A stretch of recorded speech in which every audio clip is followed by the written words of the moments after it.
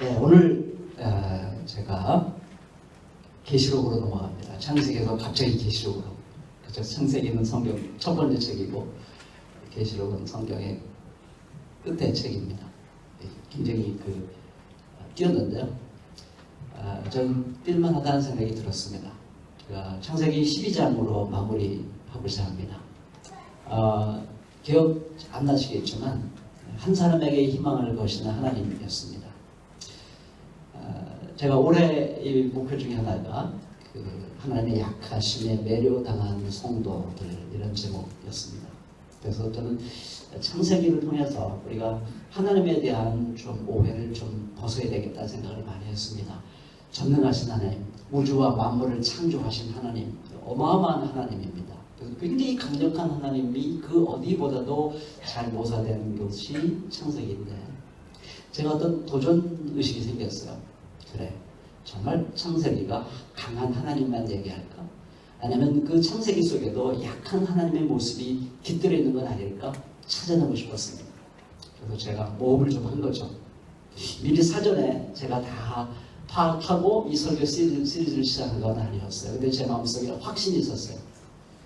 어떤 확신이 있었냐면 이 창세기에도 약한 하나님의 모습이 분명히 담겨 있을 것이다 하는 확신이 제게 생겼어요. 그래서 한번 테스트해보고 싶었던 겁니다. 근데 정말 공부해보니까 제 믿음에 하나님께서 응답해 주셨습니다. 저기서 지금 다 복습할 수는 없는데요. 한 사람에게 희망을 거시는 하나님. 이 아브람 75세 요즘으로 말하면 그렇게 아주 늙은 사람은 아닙니다만은 그 한 사람을 어떻게 해서 그 가족을 어떻게 해서 변화시켜서 이 새로운 역사를 펼쳐가시겠다는 인류 구원의 역사를 펼쳐가셨던 하나님은 도대체 어떤 하나님인가? 우리는 하나님의 큰 일을 하려면 건물도 필요하고 돈도 많이 필요하고 사람이 많이 모여있다고 생각을 합니다. 근데 하나님은 한 사람, 이 한 사람에게 모든 걸 거십니다. 그리고 그 한 사람을 변화시키기 위해서 때로는 슬퍼하시고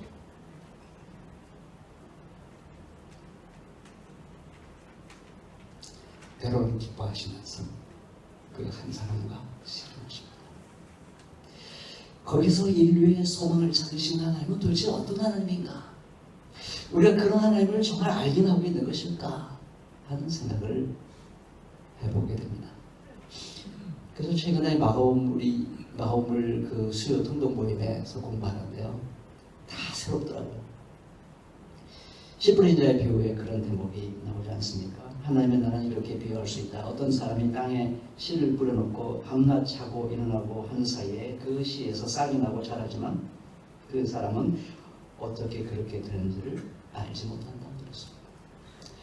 그리고 이 하나님 나라는 마치 씨를 뿌리는 것 같은데 그 씨가 겨자씨와 같아서 이 세상에 어떤 것보다도 작지만 그것이 결국에는 크게 자라서 공중의 새들이 깃들인다 하는 말씀입니다. 정말 새롭게 제 마음속에 다가왔습니다.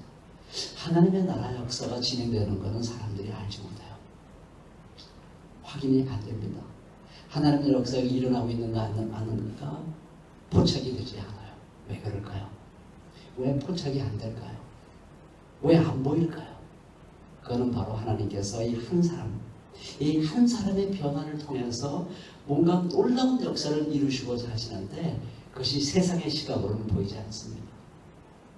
주목하지 않잖아요.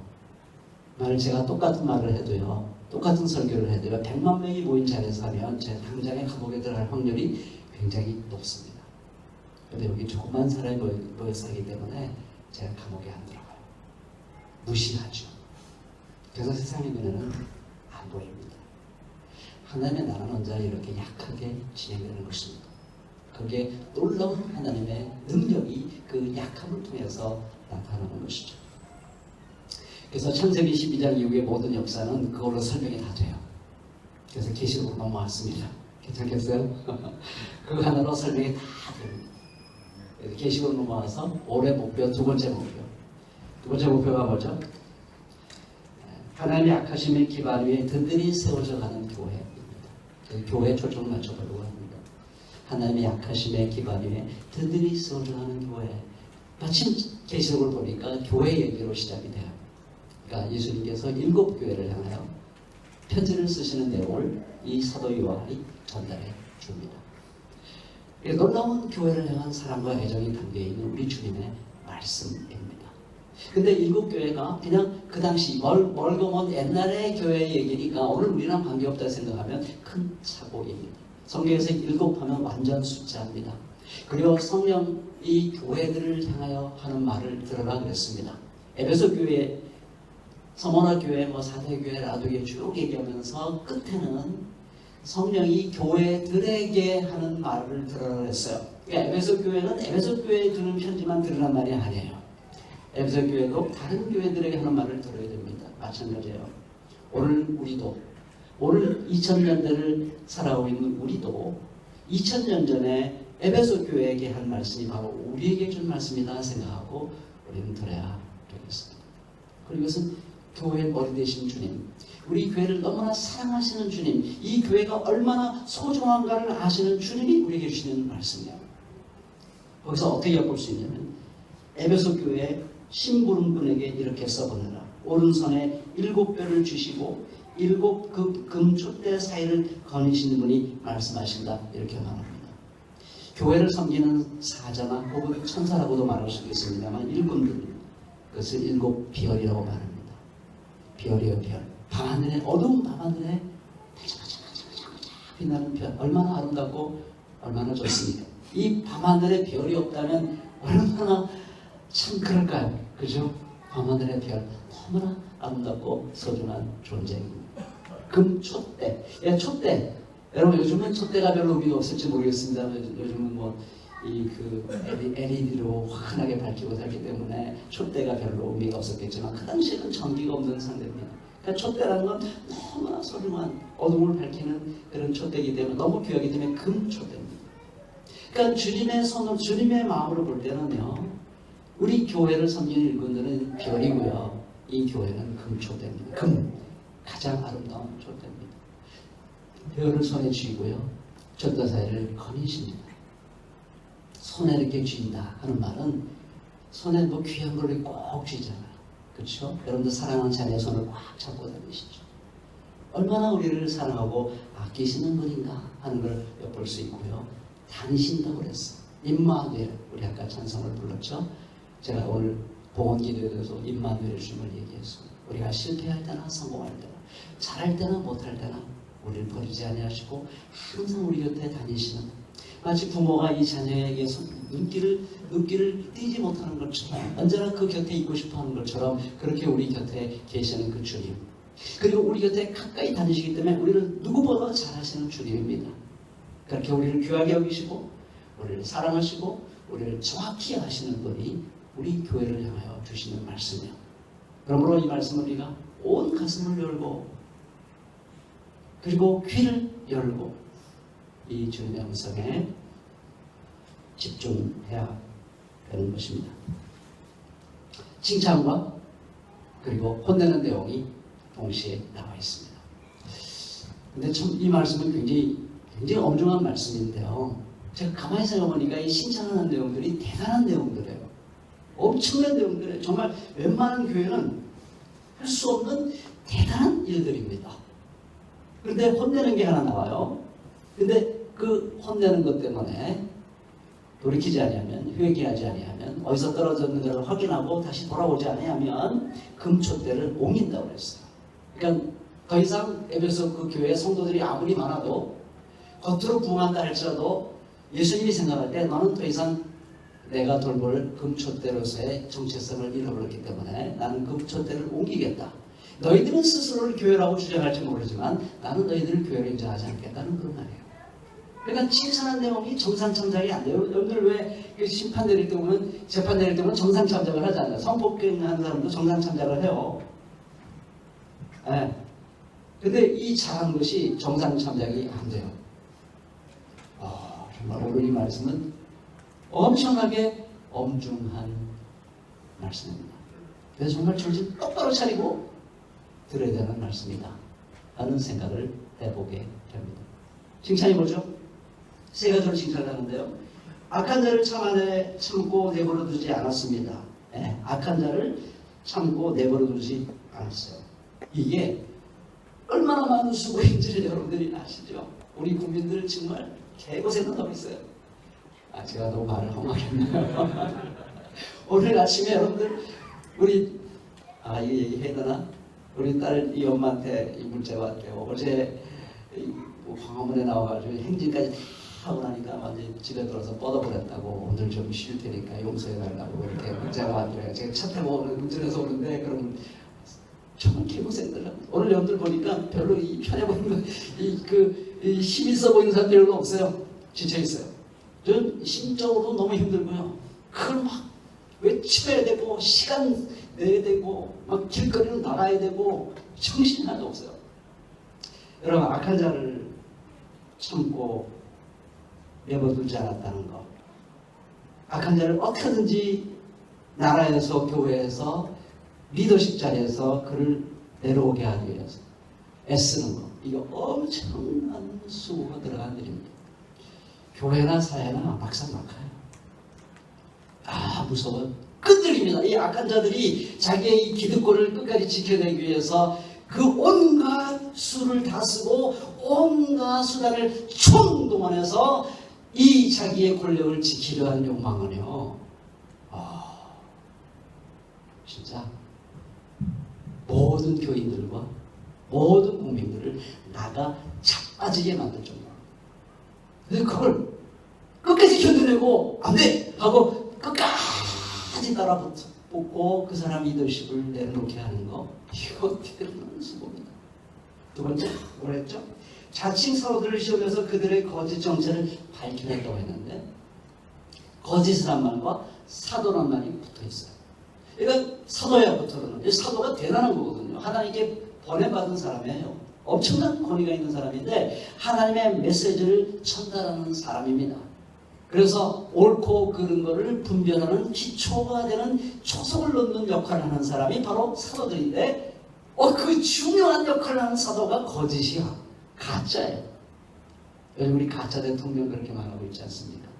우리가 이분을 뽑았는데 다른 사람이 통치를 하고 있다는 말이죠. 이게 가짜죠. 사도로 우리가 모셨는데 보니까 이게 사도가 하나님의 음성을 우리에게 전달해 주는 것이 아니라 마귀의 음성을 우리에게 전달해 주고 있는 거예요.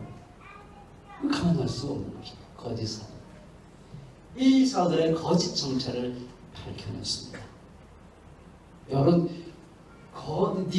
니골라당이라고 뒤에 나오는데요. 이게 이제 시대가 왔기 때문에, 이제 예수님도 오시고 부활도 하고 새로운 시대가 왔기 때문에 율법, 옛날 율법만 열심히 지키면서 은혜 시대니까 열심히 그 목숨 걸고 실천하며 살아야 될 이유가 없으니까 편하게 살자, 이런 흐름이에요. 니골라당이라는 게. 정말 얼마나 매력적입니까? 저 너무 좋잖아요. 너무 좋아요. 아주 기본적인 몇 가지만 지키면 돼요. 근데 기본적인 몇 가지도 사실 쉽지는 않아요. 주일 성수, 금연, 금식, 기도, 큐티. 사실 그것도 쉽지는 않습니다. 우리 교인들 쉽지 않은 거를 증명해 주는 분들이 여기 앉아 계세요. 잘 못하시죠, 여러분들? 제가 착각했나? 어려운 거예요. 대단한 수고와 노력이 들어갑니다. 근데 사실은 신앙의 삶은 그걸로 멈추는 게 아니거든요. 엄청난, 나를 따르라. 와, 나를 따르라. 하나님이 나를 세상에 보낸 것 같이 내가 너희를 세상에 보낸다. 엄청난 말씀이에요. 이거는요, 진짜 대단한 말씀입니다. 하나님이 아들을 세상에 보낸 것 같이 내가 너희들을 세상에 보낸다. 그리고 나를 따라오너라. 십자가를 지고 나를 따라오너라. 죽는 자는 산다. 이야, 이 대단한 말씀이죠. 근데 그걸 얘기하지 않죠. 니골라당입니다. 거짓 사도들이 꽉 찼는데 그들의 거짓 정체를 밝혀낸다. 힘든 일이에요. 제가 도련사방된 교회에 책을 써냈어요. 한 달, 두 달 만에 1세가 다 나갔어요. 그래서 제가 참 기뻐했어요. 근데 2달 만에 김미진 씨의 왕의 재정이라는 책이 나왔는데요. 그 3달 만에 23세더라고요. 그러니까 제가 10,000원이요, 20,000원이요, 30,000원이요 할 때 이 김미진 씨는 1,000,000원이요, 2,000,000원이요 이러고 있더라고요. 네. 탈낼 시간이 없어요. 참된 진리를 얘기하는 것이 확산되는 속도하고요, 거짓이 확산되는 속도는 훨씬 빠릅니다. 우리는 시속 100km면 거기는 마하예요, 마하. 무섭습니다. 거짓 정체를 밝혀낸다는 게 너무 힘들어요. 얼마나 없습니까 지금. 그렇잖아요. 지금 검찰, 청와대 이 거짓을 감추려고 지금 발버둥을 치고 있는데 이거 밝혀내기가 얼마나 힘든가요, 여러분들. 너무 힘들잖아요. 진짜 에너지 많이 들어가요. 그거 담아면 다 읽어야죠. 그 JTBC 한 거 다 읽어야죠. 읽을 게 너무 많고 볼 게 너무 많아요. 그러니까 힘드니까 이제 시위 집회 나오면 이제 뭐라고 얘기하냐면 힘드니까요, 나쁜 XX 이렇게 얘기를 해요. 그래가지고 안 됩니다. 그래도 못 이겨요. 감정만 폭발해가지고 거짓세력과 싸워서 못 이깁니다.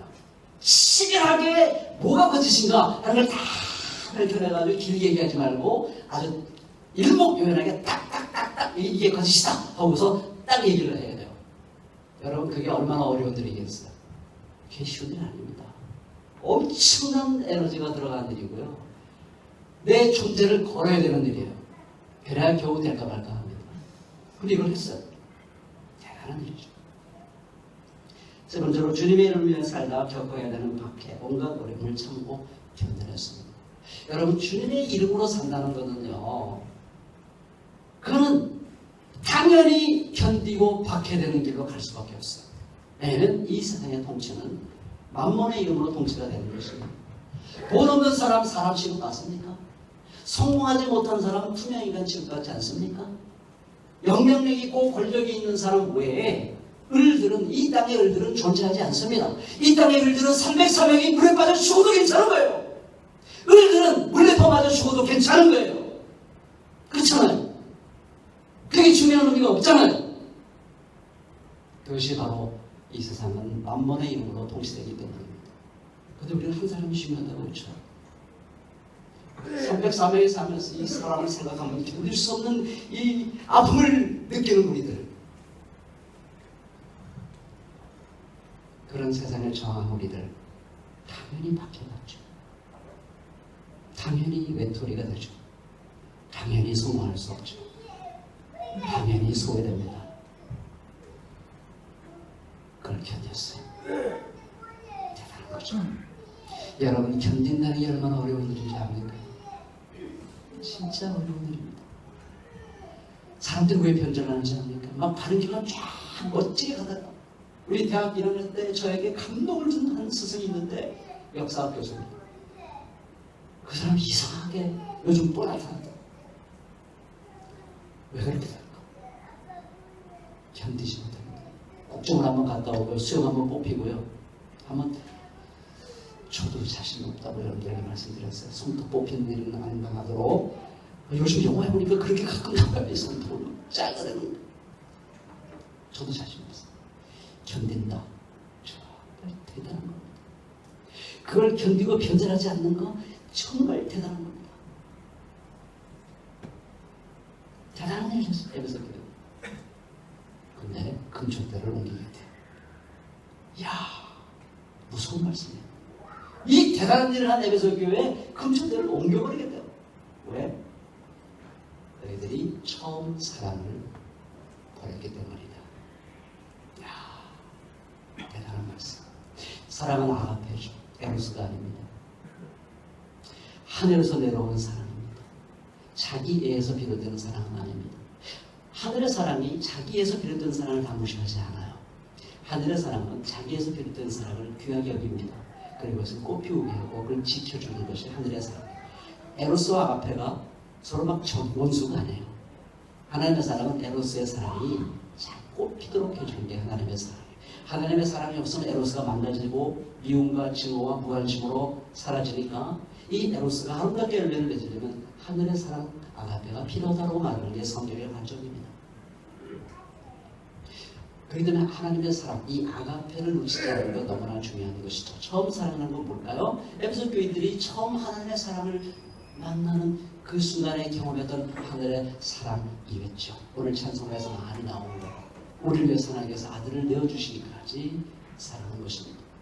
하나님이 약해지신 거예요. 아가페 사랑의 가장 큰 특징은 약해지는 것이고, 에로스의 사랑은 자칫 잘못하면 다른 사람에게 내가 헌신을 다해서 그 사람을 내 거로 만들어서 나를 더 확장시키려고 하는 게 에로스 사랑의 방향입니다. 근데 아가페 사랑은 자기를 비움으로 말미암아 누구든지 내 가슴 안에 들어올 수 있도록 자기를 비우고 약해지고 작아지는 것입니다. 그래서 작아지기 위해서 하나님은 말씀을 통해 오신 거죠. 하나님이 그거보다 더 작아지시겠습니까? 가난하기로. 그렇게 인생이 시작됐고요. 인생은 어떻게 끝났죠? 십자가에서 처절하게 죽었습니다. 그보다 더 작아질 수 있을까요? 하나님께서 그렇게 작아진다는 것은 계산이 안 되는 이야기입니다. 그것은 신비입니다. 신비. 우리는 그 사랑을 받고 하나님께 항복한 사람들입니다. 우리를 강압하면 우리는 항복하고 싶지 않습니다. 제가 하나님께 항복한 것은 저에게 힘으로 다가왔다면 저는 지금도 하나님과 싸우고 있었을 것입니다. 제가 화가 날 수 있어요. 근데 제가 하나님께 항복한 건 하나님이 저에게 약하게 오셨기 때문입니다. 거기는 제가 어떻게 정할 수 없다면 그것이 천사랍니다. 그 사랑을 안 사람은 에로스의 한계를 뛰어넘어가게 되는 것이죠. 그건 완전해질 수 없어요. 우리는 여전히 불완전해. 그러나 무엇이 진정한 아가페인지는 적어도 합니다. 그래서 그렇게 살아보려고 발버둥치고 실수하고 거기에 도달하지 못한 우린 다시 아버지 앞에 무릎을 꿇고 하나님, 하늘의 기운을 나에게 불어넣어 주세요 라고 매달리면서 우리는 살아가는 것입니다. 그것이 천사랍니다. 근데 그 사랑을 잃었어요. 왜 그랬을까요? 자기가 강해졌기 때문입니다. 나는 악하지 않고 나는 선하다. 나는 거짓되지 않고 나는 진실하다. 나는 견뎌낸 사람이야. 자기가 강해졌어요. 그 강해진 자 안에 하나님의 작고 작은 그 약한 사랑이 그 가슴에 거할 수가 없었던 것이죠. 그것은 끝장입니다. 그것으로 그 존재는 끝입니다. 그 좋았던 것들이 다 무로 돌아가는 순간인 것입니다. 근데 그건 사실 자기가 느낍니다.